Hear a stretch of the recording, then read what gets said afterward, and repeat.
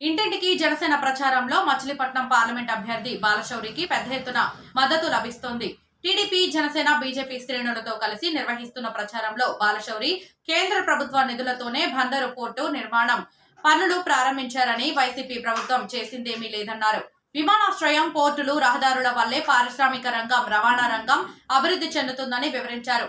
అప్పుడే నిరుద్యోగ సమస్యకు శాశ్వత పరిష్కారంతో పాటు రాష్ట్రం అభివృద్ధి చెందుతుందని, యువత రాష్ట్రం అభివృద్ధి కోసం ప్రజలు టీడీపీ, జనసేన, బీజేపీ కూటమికి మద్దతు పలకాలని కోరారు.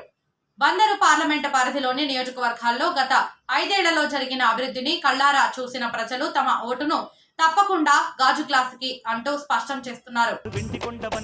రాచకొండ గుండెవాడు అండదండలయ్యినాడు.